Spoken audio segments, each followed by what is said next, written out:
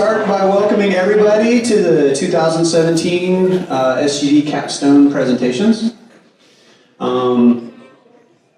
Just to give you a quick backstory, our presentations years ago were in one little tiny classroom with about 40 people, and that includes the students. We have grown, obviously, tremendously through the years with support from administration, faculty, alumni, and of course, you guys. And from the bottom of my heart, I want to thank you all for helping us out, supporting the students and friends and family that are up here. Now, if you don't know, these students came into this class with absolutely nothing. They have 9 weeks, essentially, to make a game from scratch. They are not allowed anything other than documents to come into the class. The reason is to give everybody an even foot.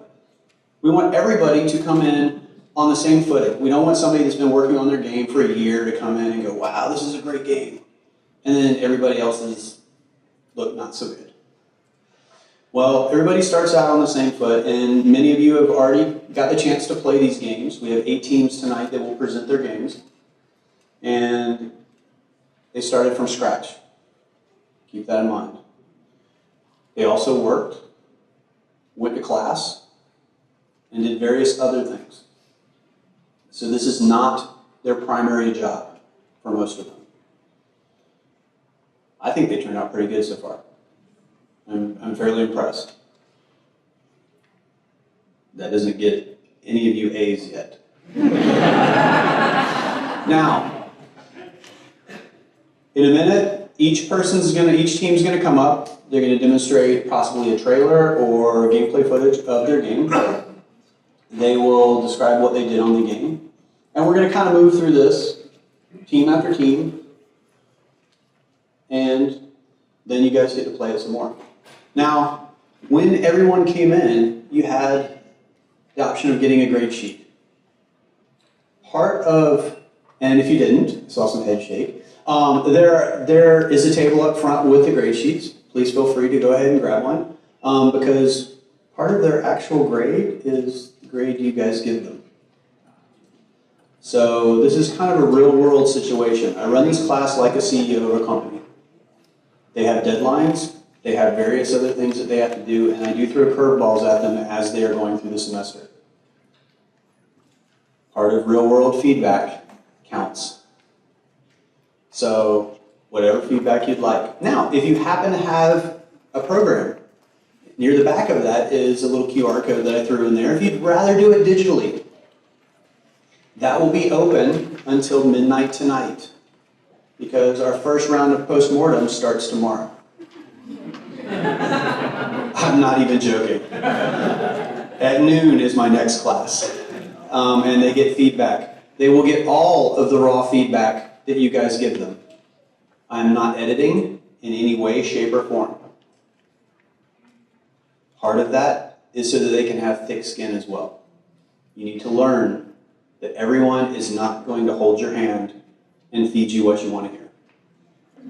Again, I run this as close to a real company as I can. So real world feedback is very important. But I know you're not here to hear me ramble on. So we're going to go ahead and get started. Now again, play these games, grade these games. I don't care whether it's paper format or electronic format. These definitely do help the students. A lot of the companies, a lot of the teams go on to try to make actual games or actual companies. So please, all feedback you can give them, definitely do. All right, now, the very first team is the Skamageddon team.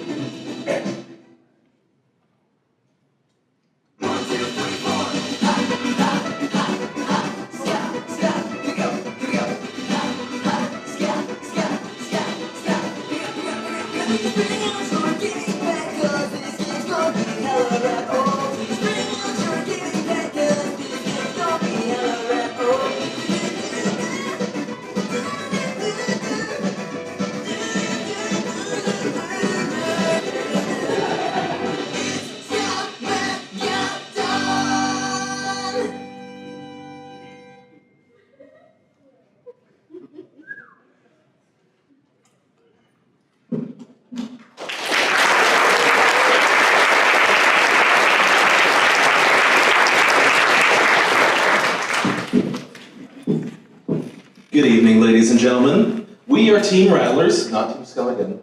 It's close enough, though. And that was our demo for Scamageddon.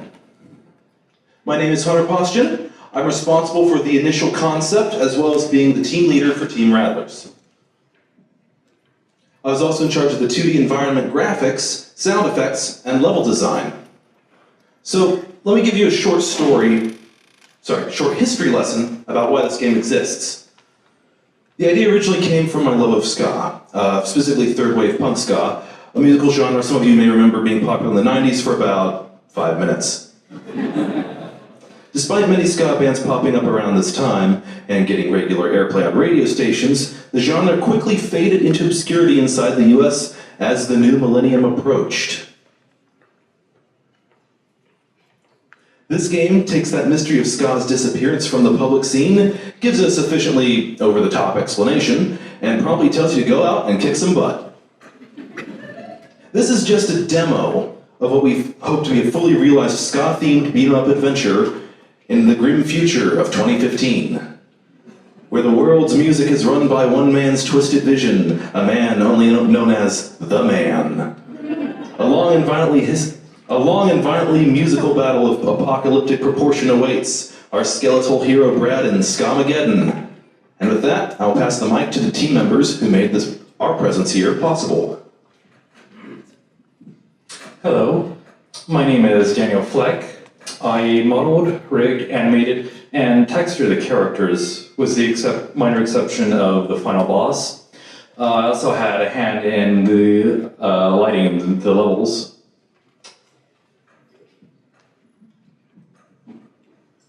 Hello everyone, I am Aaron. I am one of the programmers for Scamageddon. I focused on the UI, the environmental and object programming pretty much. Say, like lies or something like that, or even going down to say, setting the UI so it accepts controller input. And one of the things that I definitely did for the UI, at least for the main menu, was something that thankfully the artists and the designer helped with, was that in the beginning, yeah, it was Brad coming back up from the grave, so why not do it as the graveyard with all these instruments around? And that's the programming portion. I would, sometimes I would swap out with Ethan, our lead programmer, to help implement both things. With that, I'll hand off to him. Hello, I'm Ethan Wallace. I am the lead programmer for Scamageddon. I also did documentation, but it's kind of boring to talk about, so I'll talk about lead programming. So my job was to do most of the logic behind the characters and the enemies. So let's say collision handling. What happens when the player hits an enemy or vice versa. I also did the artificial intelligence. What happens when the enemies see Brad? What they do? They just chase them. I'd also help get all their assets into the engine and make sure they work properly, tweak them, make sure animations were playing just right, not too fast, not too slow, making sure materials had some special properties to do with them. Also source control. As we develop this game, all the versions that we're working on become different and they don't work, so I have to make sure I can merge them either with software or just migrating the assets manually. Thank you, Ethan. Thanks, everyone else. I'd also like to give a quick shout out to the composer of the soundtrack. He's not able to be here because there's a significant difference from here to Saskatchewan. His YouTube is right there. If you want to look him up when you get home, he's done some pretty good work. He's also worked on a few other game titles as well. That's it. Well, thank you very much for having us.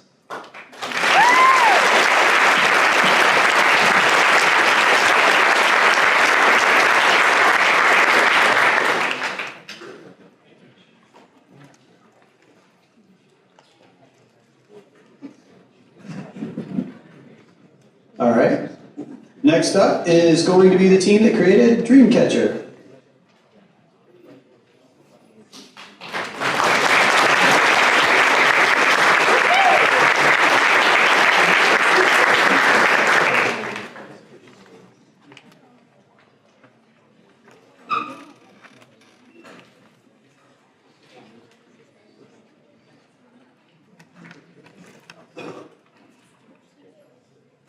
Hello everyone. We are Misspelled Studios, here to present our game Dreamcatcher. It's a hack and slash third-person game set in a dreamlike world with some Native American ties to it. Most of the Native American ties come with the introduction of the Dreamcatcher and the main character and some of the environment.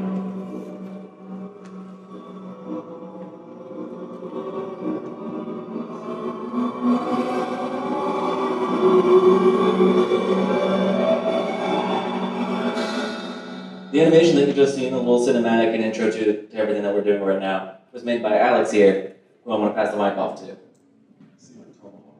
Hey. So I was in charge of modeling the humanoid characters, so some of the humanoid characters, not the very many. But, and I was also in charge of rigging and animating all of, well, everything. So, for those of you who don't know what rigging is, which I imagine is a lot of you because I didn't know about it until like a couple years ago, it is basically the process of taking a 3D model, which is essentially just a digital statue, and making it so that it can move, and you can pose it in different ways. So, think of it like a hand puppet, if you will. You have the puppet on its own, which can't do anything, right? It just sits there. But once you put a skeleton inside of it, or your hand, suddenly you can pose it into different shapes and it can do different things. And then you can animate it and make it talk, make it move around, do whatever. So that's essentially what I did. So if you see a monster running around, I did that. If you see a tree moving, I don't know how that happened. I also helped out with some of Eric and I also, actually all of us helped out with the sound effects, but Eric and I he came over to my house and we basically, to record all the sound effects of things like the arrows, the axes, etc. We just kind of went to town on some planks of wood and old shields and toys and things. So yeah, if you hear an axe in there, it was probably an axe in real life, maybe. But what's really awesome is like a lot of the creatures that are in this game, and those couldn't have been done without the help of Elena over here. So I'm going to pass it off to her and she can tell you all about that. Thank you. Hi everyone, thanks for coming out. I appreciate you taking the time out of your night. I work really closely with Alex because I created all the monsters in the first level. The praying mantis, which I guess he's up there, as well as the were-yoti, which is exactly what it sounds like, a werewolf coyote. And it was mainly my job to create these monsters, which was kind of a challenge for me. I do love making monsters. It's one of my favorite things to model. But for this game, the very dreamlike world that it's set in, I had to make them scary, but also fit in with the game. It couldn't look like it came from Quake or something like that. That wouldn't make any sense. So that's what I did. I modeled them in ZBrush, and I textured them in Substance Painter. And I really enjoy the process. For a game like this, where there's so many time constraints to get everything done on a strict schedule, it was fun but challenging, and not one of us, as Alex said, did only one thing. I also did a lot of the props and assets in the second level in the temple, and helped out with the environment, but environment was mostly Brandon here. Did an amazing job. So I'm going to pass it off to him and let him tell you a little bit about that. Hi, my name is Brandon Flood. I was the level designer for Dreamcatcher. And from the beginning of this project, we really kind of had a clear direction of where we wanted to go with the look and the feel of everything, because we had this dreamlike world set up, and we really wanted to have this theme kind of overcast on each one of the levels and make it unique. So for the forest, for instance, we wanted it to feel like you were lost. We wanted the player to feel incredibly lost, with the fear of being lost. So we started off by making it just incredibly big. It's a very vast level. But also tied in there is this dark overcast, and layered on top of that is this really dense, thick layer of fog that kind of just adds that more of emotion of fear kind of scattered in there. And on top of that, we actually have just foliage everywhere. It's very dense and thick in every corner of the map that you can actually go to. Past that, we entered into the temple level, and there we wanted the fear of being trapped to kind of like grip people. We wanted them to immediately get in, turn around, and realize, oh, the door's closed in behind me. I only have one option now to keep pushing forward. Essentially just push that player like further towards the end goal. And what really I think made this level what it is the puzzles. It kind of adds this extra layer of interactivity where the player can actually not just like hack and slash anymore, they actually have like some higher purpose or some goal.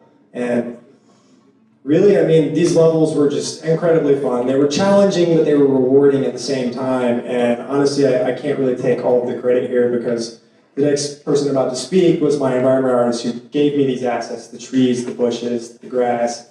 A lot of these little pieces of Elena as well has given to me and I've placed in this world. It really kind of built it up. So I have big credit to them.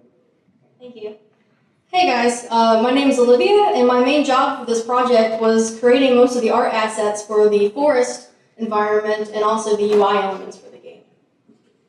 The biggest challenge for the forest environment for me was creating the trees and foliage that looked believable and also fit into the world that we were trying to create. Add in that I had never made trees and foliage for a game before, and that added quite a unique challenge for me. Overcoming this challenge required a good deal of research into, foliage creation techniques and ultimately implementing these techniques in programs such as ZBrush, Maya, and Mudbox. My other major contribution to this game was designing the visual elements of the user interface, which is the buttons, menus, and fonts and other interactive elements that give the player the information that they need to play the game.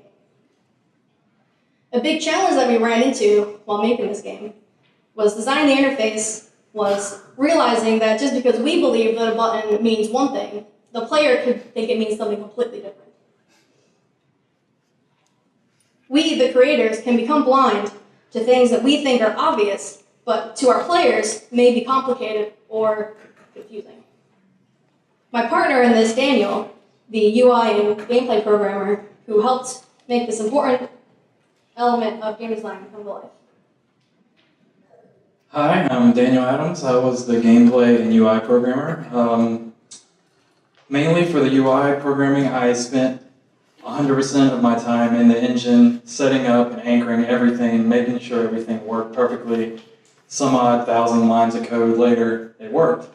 So, moving on from that, gameplay-wise, I did a lot of different things for the gameplay, but the things that stick out the most is the implementation of experience points and skill points to help the player have any sense of progression in the world that we crafted.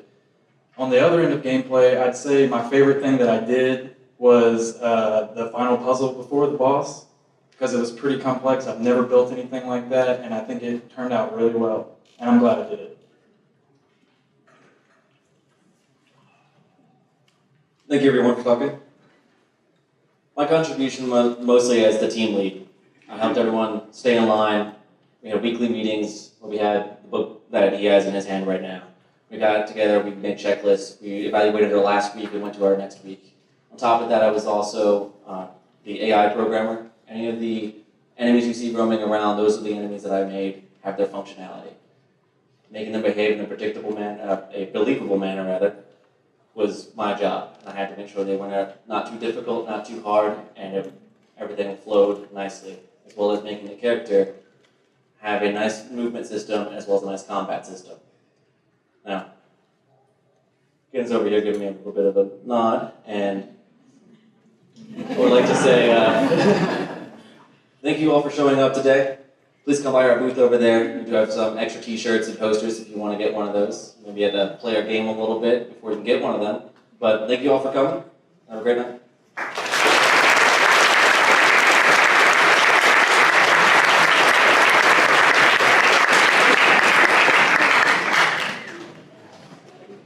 I was nodding. Anyway, up next is going to be the amazing world of Alicia Odd.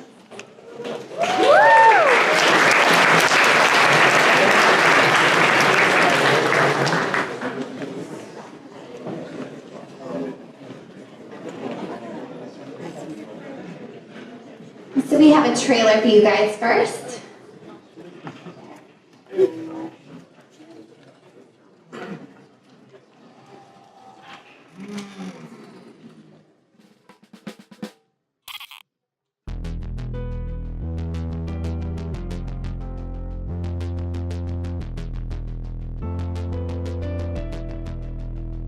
There are such terrible wonders in this world.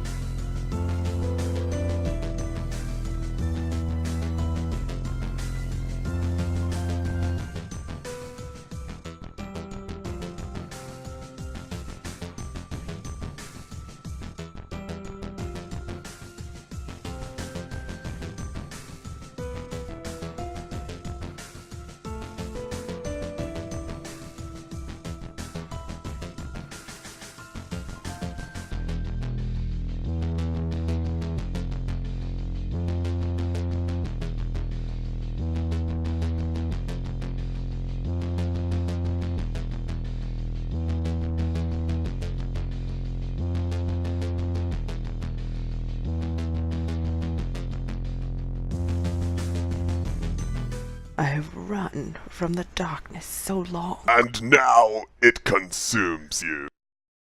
I am not afraid.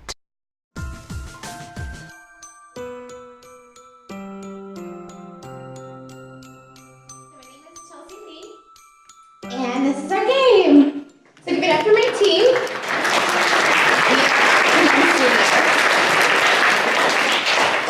So for this project, there was a lot of blood, sweat, and tears, as you guys have heard. So thank you guys for coming out, whether you're in the professional world or you've been hearing about your children, family, friends whining about this for weeks and weeks. So my job as a team lead is basically a glorified slave driver. I try to keep these guys in order and on task. And in addition to that, since we're a meager team, I wear a lot of hats. I did a lot of the art, both 2D and 3D, and I did the sound, the music, and I did a lot of the lighting and other kind of gaps where they need to be filled in. But this is my team, and I will hand it off to Ahmad.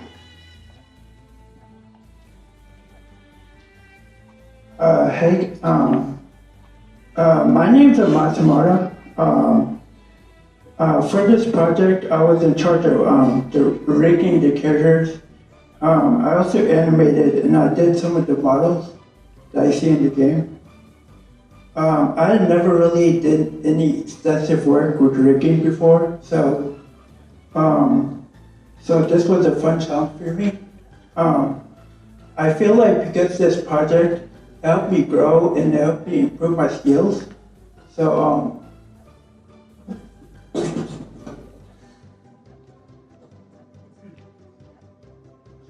So I was able to finish faster and I was able to finish more efficiently. I'd like to talk more about my work, so please feel free to stop by our booth and check it out. Oh, I'm Justin Winstead. I've modeled some of the smaller pieces you see in the game, like the lanterns, the health pickups, and so on.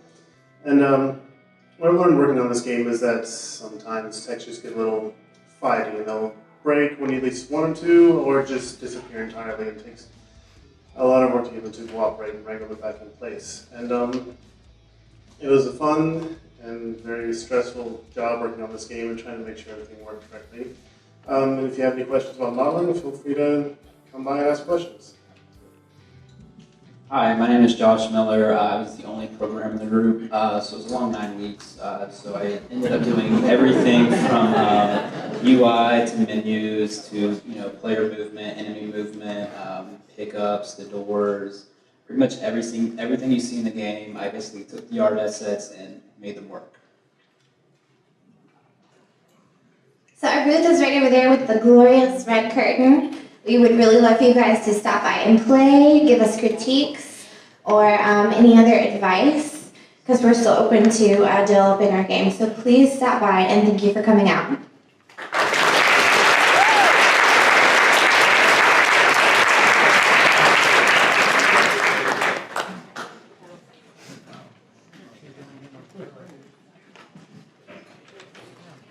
Very good, very good. Okay, up next is the team that created Gladius Next.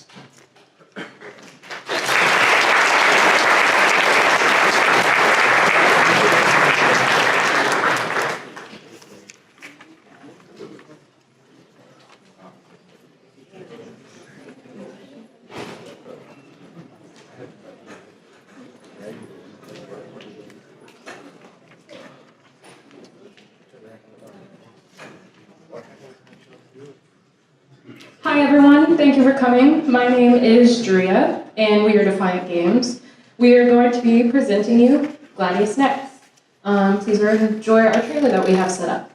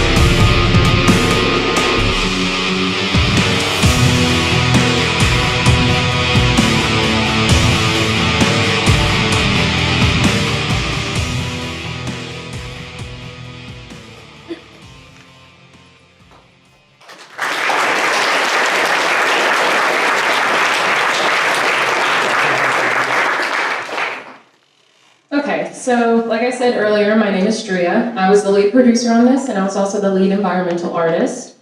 To give you a little backstory on our game, it is based in a dystopian world ran by a makeshift government. You play as Zack and Mira, 2 apocalypse survivors pitted against each other to the death. So we have a slideshow for you guys. We'll talk about the environments first, which is what I did. This game's concept is also an original idea between me and Alec, the weapon artist. So the feel for the game we were going for is a dystopian Mad Max world based on another planet. We did a really good job with achieving that between the characters, the weapons, and the environment. I used 3ds Max, which is a 3D modeling program to model all the environment. And for the textures, I used Substance Painter. And if you guys don't know what Substance Painter is, it's a program where you bring in the models that you model in 3D and you texture and paint on whatever textures that you want. And now I will give it over to our level designer. Hi, my name is Jeremy Colley, and I'm the level designer, and I am also the UI designer. So basically what I did was took what Rod and Drea made for the levels and put them into the engine and put them where they needed to go and designed where they should go. And also for the UI, I made the 2D assets that Bryce put in the engine. So like the logo and the company design, I also made those. So basically the designs I just tried to keep in mind our concept that we wanted a fun and kind of lighthearted game, but also wanted it to feel kind of brutal and metal a little bit. That's pretty much what I did.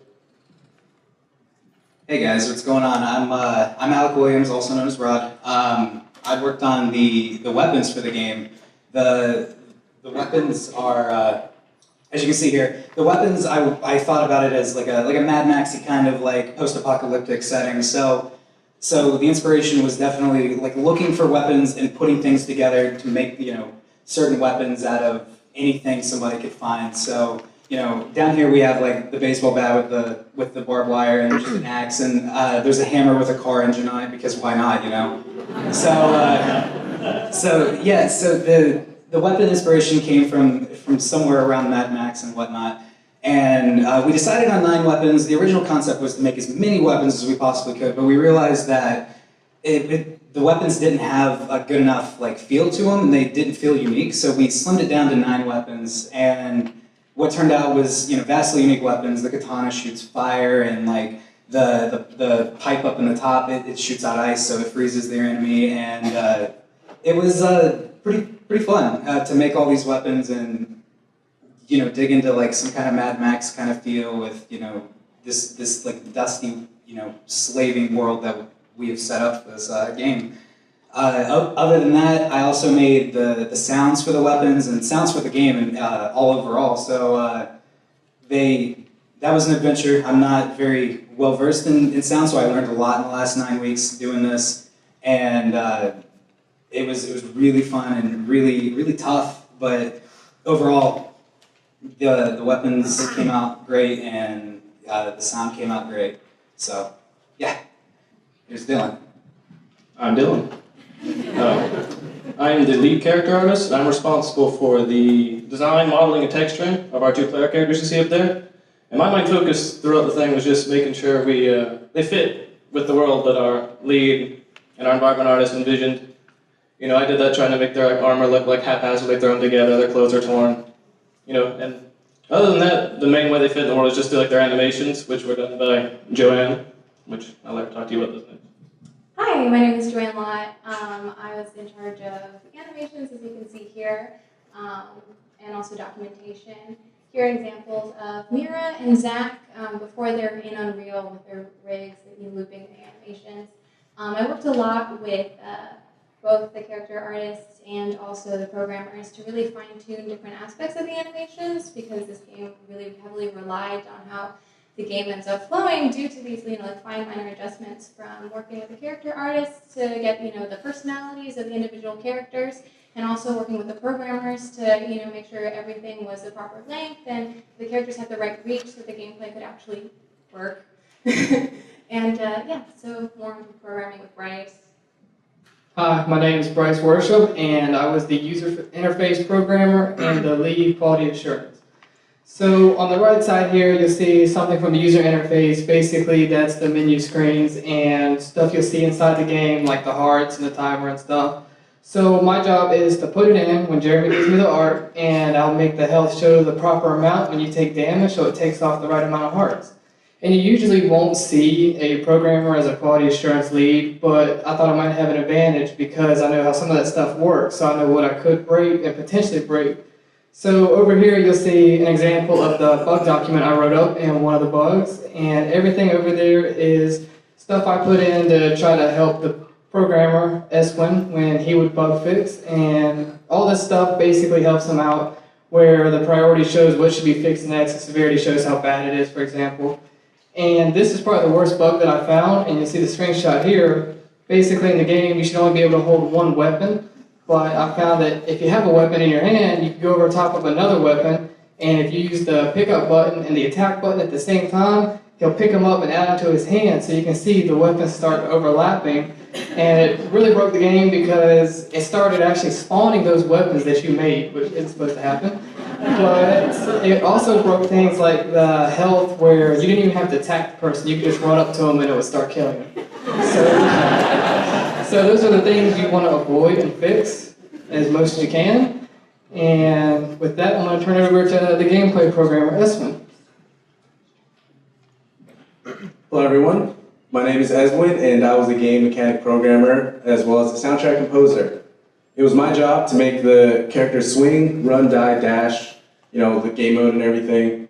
And one of the biggest challenges that we came across for the programming was that we wanted to approach the program in a way where we could design, let's say like weapon. We could make one weapon and just make it so that if we change a few settings, we can make every weapon in the game. So like the katana is actually a bat, but modified to sound differently, look differently, behave differently, do different damage, all that. This made like developing new weapons a lot faster and a lot easier to bug test as well because we didn't actually bug test individual weapons, we did the one weapon that we based everything off of. And the soundtrack was heavily inspired by Doom 2016 as well as like early 2000s rock. So it's pretty aggressive, but there's also some like melancholy lower tunes, kind of like proggy sound. That's it. That's it.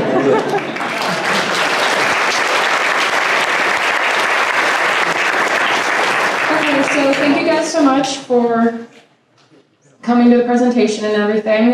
If you guys want to come and check out our game, if you haven't, you get free stickers of the characters and the logo. So I've seen some people walking around wearing those, and that makes me pretty freaking happy. So yeah, like you. But yeah, thank you guys so much for coming out.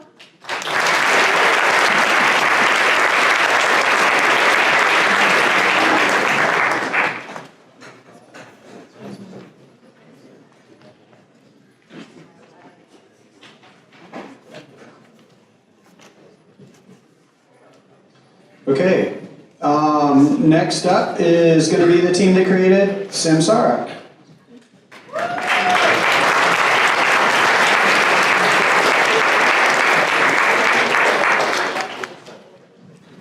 Hey everyone, thanks for coming out to play our game tonight and support all the hard work that we've put into making this project. We are Monomyth Studios and we are the developers of the game Samsara. Before we introduce ourselves and talk about the individual roles that we played in creating this project, we have prepared a short trailer for you to watch.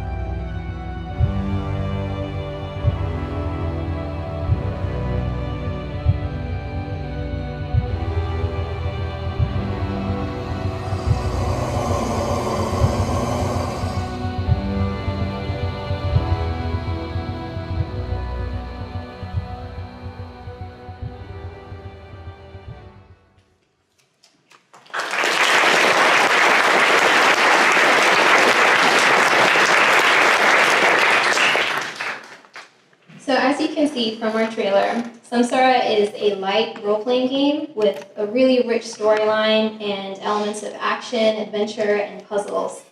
We wanted to create a game that instilled the same sense of awe and mystery that we felt when playing our favorite games. My name is Durga Sivamani, and I was the team lead for this project, and I also designed and created all of the user interface elements that you see in the game, and I also programmed them. And I also created a lot of the core framework systems that kind of work behind the scenes and help the game run. Hi everyone, my name is Brianna Deal, and I was the lead artist on Project Samsara. I was also the characters and weapons artist, creating all the 5 unique characters and their weapons.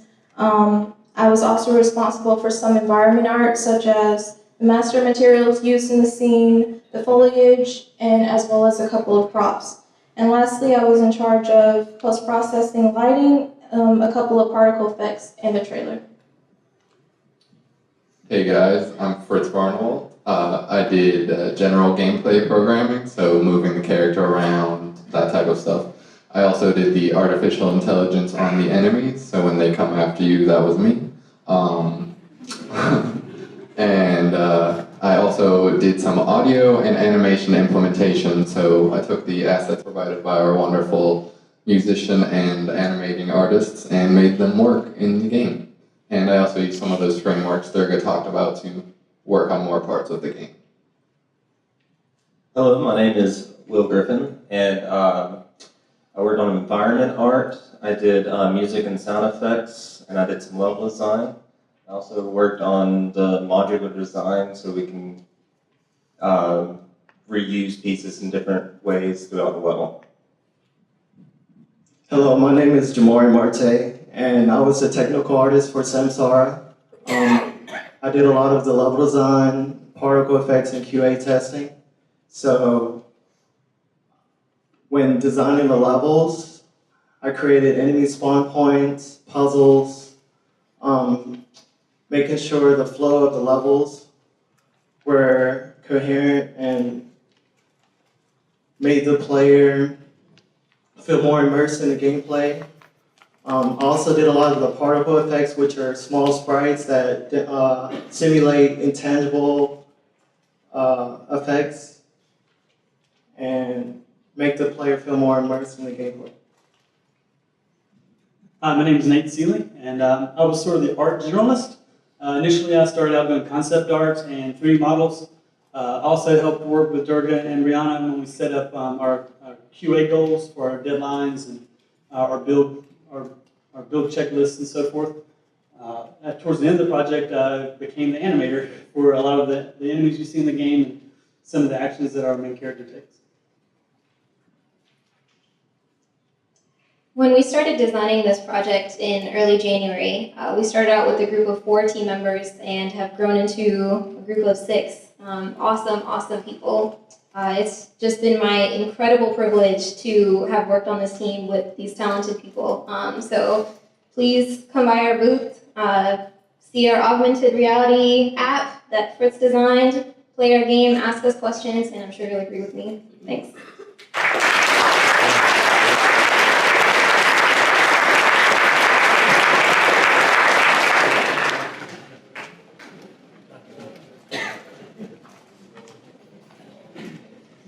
All right, moving on. The team that created Last Chance, Humanity's End.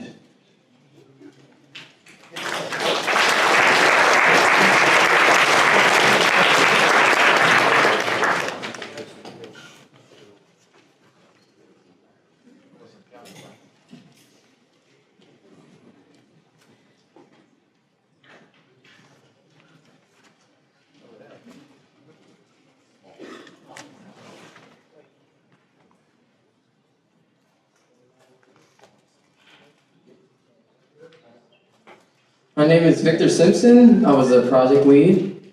We are Edge to Edge Games. We created Last Chance Humanity's End. The premise of our game is you're the soldier who's volunteered for this scientist experiment, and you're waking up from the experiment, and you're disorientated, you're confused of where you are, you're not really sure how you got here, but you just are in this place. When you come to, you explore the facility, and as you explore around, you find little secrets that are covered behind cases and behind just places throughout the level that have some lighting. And when you click on those items, you're able to find something about yourself. Either it's like a special ability or a secret about yourself, and then ultimately you take that secret and then you figure out how to escape the level. And we're gonna jump to a trailer and show you our gameplay.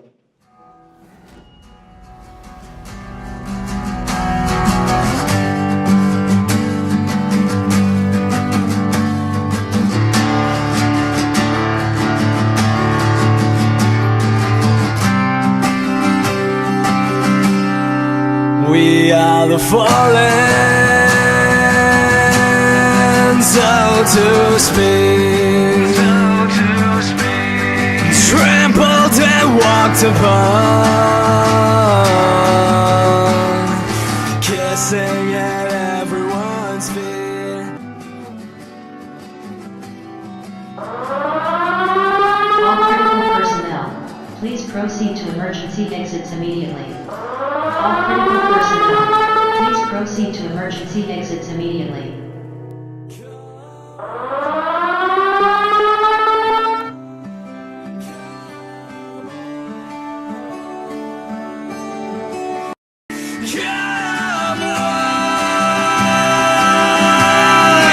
Come on, come on, raise your hands. To rise we must fall.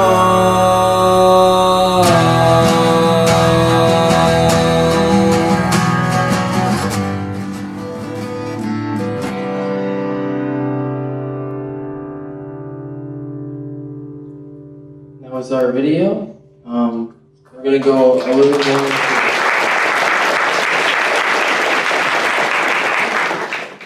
Go a little bit more into depth about what you just watched, and then we're gonna talk about our roles and the technical side of it. But first, I'm gonna explain first what I did, and then my teammates will fill in. So I was the technical artist, rigger, and animator, as well as the environment artist, a level designer, UV unwrapper, and placement of certain items in level 1. I've also done some binding of the level, so I'll take all the assets and I'll combine them into one asset, and then we can render out our levels much faster. It also allows for us to have smoother transitions to each level. And I'm gonna pass this off to Diego. Hello everyone. Well, I'd like to say that my job for this project was to create the characters, texture, and paint everything you see around the game world. I also made particle systems, which are like effects that are sparks, smoke, lasers. I also made that cool hologram that you see right there. And from my biggest challenge in this project was really to create cohesive textures that will fit within the game world. And yeah, that was a major thing for me. It was a great experience to work with these amazing group of people. And I can't wait to see what the future holds for each and every one of us here. So. Thank you, David. I'm Lance McGuire. First and foremost, I was a concept artist. I was the audio lead. Everything from the sound effects to the UI, interface, music. I didn't do I did one song for music, but all of our music was outsourced. Also, dialogue, one of the major things was Jacob went through and we found out that the scripting for the dialogue just sounded like too much scripting. It didn't sound natural. So he went back through and actually revamped it. And for me, one of the most unique experiences that I got to have on this development cycle was actually having everybody over at my place, and we actually recorded dialogue. And there's some very interesting moments in time where people get frustrated and stuff like that. And it's very fun to kind of interact and see how people work with each other on a daily basis. Also, with the concept art, one of the kind of the themes was to keep it rated teen. The blood had to be more pink and less realistic. So that's why we kind of have the purple and pink look everywhere. And so with Francisco's help, whenever we were doing the sounds, once a lot of it got in the engine, we actually found out that we could add more because there's different layers in the audio. Using attenuation to give yourself a feel of where the source of the audio is coming from really helped us out, and Francisco was a very important role in that part. Thank you. So my name is Francisco Estrada. I did QA lead and technical artist. And so in the video game industry, technical artist is very vague. So I did lighting throughout the levels, and I also did set up the props, so I guess level design. So one of the things I like the most is that once you get the white box level, it looks almost empty, right? And so once you set up all the props, and you look at the before and after, it looks amazing. Like for example, these walls right here, those white pieces and all these pieces they're all individual pieces that you just have to place one by one, meticulously going through the entire wall. And so it takes a lot of time. It took me about 24 hours straight, working on all levels so they all look good. I have so many props inside, but in the end, it just looks amazing, especially with these particle effects that Diego worked on, which are amazing. And we also have some ice particles throughout the level that Lance worked on, which make the world look so much better. And overall, I also made a website for us. And so you can look at the website through our QR code on the banner or our business cards. And so in there I have screenshots of before and after from alpha build to beta build to final release. And so you can actually see how the game was evolving. And it's just amazing. And the coding, the programming that was done from Brendan and Jacob was just amazing. So I'm going to hand it off over to our programmers. My name is Brandon Cole. I was the lead engineer for this project. I worked on the AI, the UI, and also implemented interactive activities within the level. Here's actually an example right here. I had some hidden areas within the game. I enjoy exploration whenever I play games, so I wanted the player to feel a little exploration with that. I know as a programmer, I've had a lot of experience with Unity in these classes. This is actually the first time I've actually worked with Unreal, and I definitely have a new appreciation for it. It's a great engine. And with that being said, I'll pass off the next programming about the player interactivity. Hi everyone, my name is Jacob Matthews. I was the video lead and the second programmer for this game. Ken's kind of giving me the stink eye, so I gotta make this fast. The two videos you've seen, I made myself, and the character movement, so all the abilities, the wall running, the wall climbing, the dashing, I all made myself. But that's not to say that my teammates weren't amazing themselves, because I did the level designs for levels 2 and 3 that many of you have seen, but they brought them to life. They really worked really hard. And I also, as you can see here, I need to thank Unreal. You guys are amazing with your node systems. We obviously used it a ton in this, and especially in the character movement. I could not have done it without that node system. So I want to thank everybody for coming here tonight. This really means a lot to us. You have no idea how much it means to every single team here. Thank you to the Wait Tech staff and to you, Ken. It really means a lot, especially all the patience that you showed for our team specifically. I know we gave you a lot of trouble. Again, Thank you guys. Come see us at our booth. We're gonna bribe you with Tootsie Rolls and peppermints, so please stop by. And Jolly Ranchers too, yeah. So please come by and see us.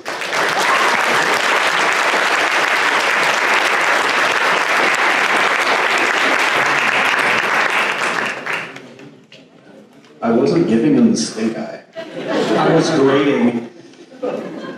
I grade too. All right, next up is the team that created Time Hoppers.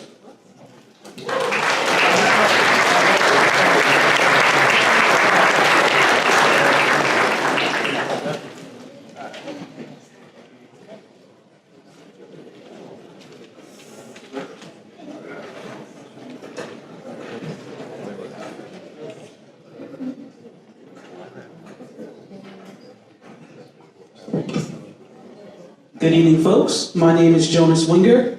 I was the lead for Time Hoppers, sponsored by Lucky Tooth Games, Lucky Foot Games. Excuse me, there's no such thing as a Lucky Tooth. But before we get started, let me give you a little bit of background. You may be wondering, according to the screenshot, why is he wearing a rabbit hat? We've had various people come up to our booth and ask us that same question. It seems that there's some aliens. They just happen to be rabbits, and they want to prove that rabbits are stronger than humans. But to just cover all their bases, they kidnapped people who just happen to be born in the year of the rabbit. Hence, why we have this lovely guy here named Buck. His job is basically to rescue his remaining 3 comrades. So, ladies and gentlemen, we present the trailer for Time Hoppers.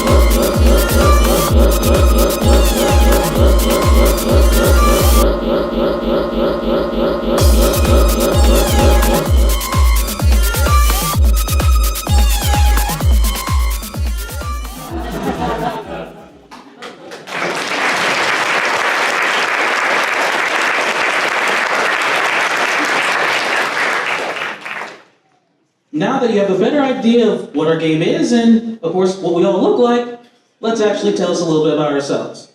As stated earlier, my name is Jonas Winger. I was responsible for the UI design and programming. I also did music as well as sound effects, a little bit of programming along with the navigation, and none of that would be possible without Miss Denise Evans over here, who just happily decided to design our lovely characters here. So I'll let her explain a little bit more about it. Hello, my name is Denise Evans, and I was the illustrator and 2D concept artist. I also created the lovely credit page for my lovely teams. A few challenges that I can say doing Time Hoppers was creating a really masculine character, because as a 2D artist, I always feel myself inclined to the female figure. So making Buck, a buff little guy, it was a challenge, but I really enjoyed the way he turned out. You know, giving him a pink, bunny hat still made him very masculine. So another thing I did was the menu page and the starting screen that you guys seen, and also all the 2D illustration along with the trailer. You'll see like some 2D scenes. Well, that was me, and I couldn't really do anything besides getting the help of Sean, who was also the creator of the Bad Guys. So I'll pass it on to Sean. Hello, my name is Sean Zicalella. I was the creature concept artist, the 3D modeler, animator, and rigger of Time Hoppers. I guess to go more in elaboration on what that means is we take 2D concepts and then build those up into 3D models, and then in order to animate those, we rig them, which involves making a skeleton for them, which is kind of like how you would move yourself, that you have bones inside of the model that you can't actually see, but we make animations with that by making like key points. So in the timeline of an animation, we put in key points and the bones follow where those are and they're saved, and then we export those out into what we use for Unreal so that it plays like an animation and looks normal or realistic. I also did a little bit of texturing on the enemy creatures and the main boss character at the end of the game. Some difficulties I face with this is I'm new-ish to animating and rigging. A lot of what I learned was just in the past year at Wake Tech. So a lot of the time while making the animations and riggings for all of our characters was a lot of learning and fine-tuning and refining from what I know and what I know now. From there, I'll hand it off to our environmental artist, Jason. Hello, I was the environmental artist for Time Hoppers. As an environmental artist, and I was also the level designer, and that means I placed a lot of the objects and created all of the assets, the 3D and the 2D images that you see inside of the environment. One of the biggest challenges that I had was creating a 3D environment using a lot of 2D images, and what I ended up using was a parallax system, which is a system where you use multiple flat backgrounds layered on top of each other at different depths to the background, so it looks like you actually have a 3D background. And of course, none of this would have worked. Our creatures wouldn't have moved, and nothing would have been brought together if it wasn't for our awesome programmer, Cole. Hi, I'm Cole Jackson, and I was the lead programmer for Time Hoppers, also the only real gameplay programmer, so that's all they had. But I was responsible for programming things such as the player's movement and attack, including the combo system, which I'm proud of. Probably the best feature of the game. Don't judge me. And I also programmed the player's special attack, and as well as doing the enemy AI. And that's pretty much it. That's all I got. I'm not an explainer, so hand it back over to Jonas.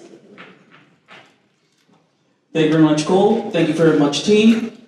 If I had to think about one hang-up, but they plowed through it the entire time, is adaptability. We had some issues at the very beginning, and not everyone, as you heard, were comfortable with the roles that they had. And because of certain situations, it forced us to get outside of our comfort zone. But because we were able to come together, we each knew each other's strength, we were able to adapt to the situation and present the game right over there. For everyone who has played the game, we thank you very much. For those who haven't, hey, you still got about 2 hours. Enjoy, and thank you very much.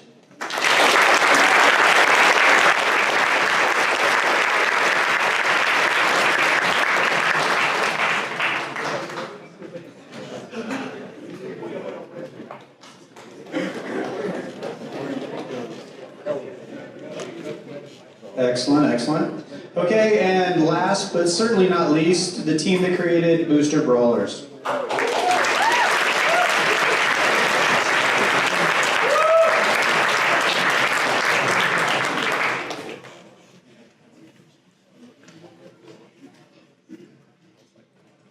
Can everyone hear me okay?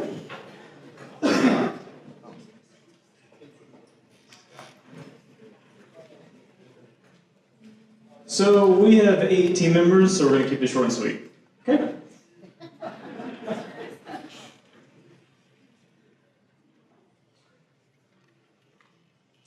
So thank you everyone for coming out tonight. My name is Elliot Miller. I'm the project lead of my wonderful team. So our game is Booster Brawlers, and the premise is simple. Let's beat each other up and have some fun. So without further ado,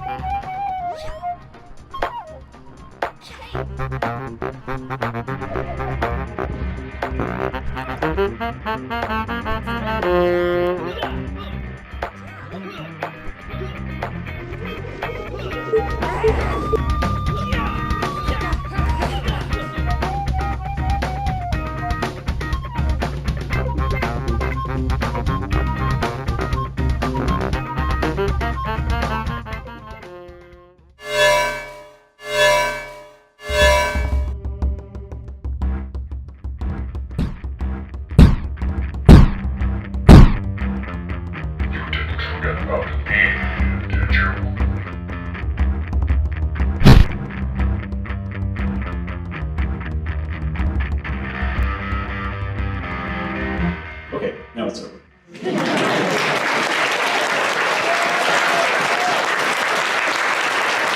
So, as I previously mentioned, my name is Elliot Miller. I was the project lead of our group. I 3D modeled our character Mango, the painter. I did most of the character animations with the help of James and Jacob. They modeled our characters as well. You guys did a great job. I created most of the particle effects in the game, also with the help of James and Jacob. Thank you guys. And finally, I did UI design with the help of our very talented 2D artist, Bo Jones. Cheers. Hello everyone, I'm Jacob. My main role in this game was art lead, and to work closely with Elliot, Scott, and Bo. As you saw from the trailer, we went with a very stylistic approach with the art, so like painted textures. So my main job was to get a lot of references and make sure all the artists were familiar with it, so we could all make a nice, fluid game with nothing that would stand out. I 3D modeled, created, and textured Orion and Theseus, which was all-around character and the heavy character. And it was real great working with these guys. We had a lot of fun, a lot of neat learning experiences. So I'll pass it off to I'm Bo Jones, and my main role was creating all the 2D illustrations you see in the game, in the options, like the credits, how to play, and also to make the UI design with Elliot and the merchandise you see at our booth, like the poster and the cards. But mostly, I was to texture the levels and characters, along with Jacob. We worked very closely together, and I think we worked together to make a really nice, really cohesive game style that looks really pretty to me. I'll hand it off to Scott, our environment artist. Hello, my name is Scott Howe. I was the environment artist on Booster Rollers. I worked closely with Jacob as the environment. He would draw like the 2D, and I would basically take that 2D sketch and turn it into a fully rendered 3D level. And I would also, when I'm done with that, hand it off to Bo to get it textured. And I think we did a really good job. We worked really closely together, and I think we made something really nice. So I'm going to hand it off to James. Thanks, Scott. My name is James Carroll. I was the technical artist for our team. I was responsible for rigging all of the characters and making them able to move, also some particle effects, as Elliot mentioned. But also, halfway throughout the development process, I started working with the programmers as well, because I was kind of a bridge between these two. So I got to work really closely with everybody, and I was very lucky, very fortunate to be on this team. So I'm going to pass it off to Aaron. Hey everyone, I'm Aaron. I took care of most of the audio design in the game. So that includes voice direction, voice recording, taking care of Foley, which is baking rocks together and modifying them to actually sound like other things.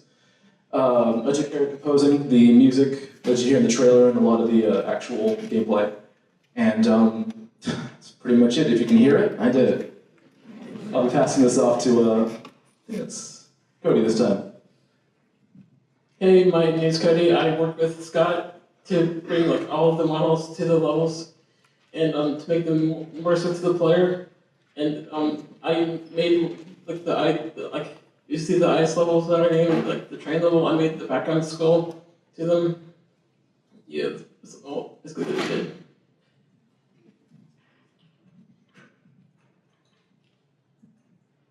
Hello everyone, my name is Michael Rudolph. I am the UI and gameplay programmer for Booster Brawlers. I am responsible for, at first, mostly the menu transitions and setting up the functionality of all the UI that Elliot and Bo put together and placed in the game.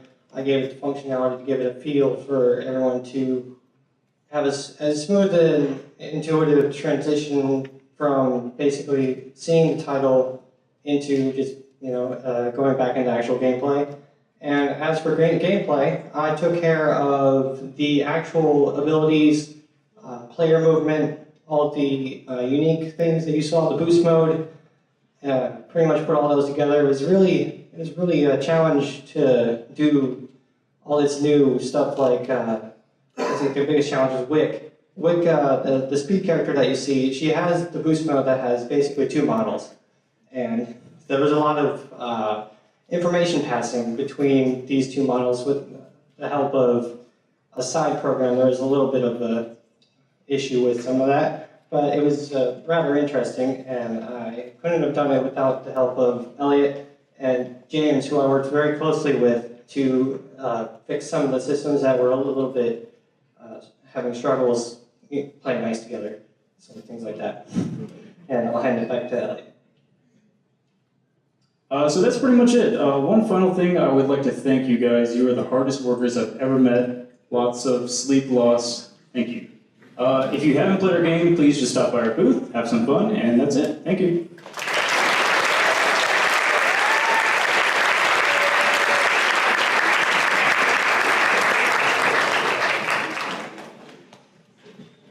Excellent. Well, that was it. Those were all 8 teams. Hopefully you enjoyed their presentation. I want to thank everybody for coming. If you have not already walked around and played each of the team's games, please do so. Other than that, thank you very much.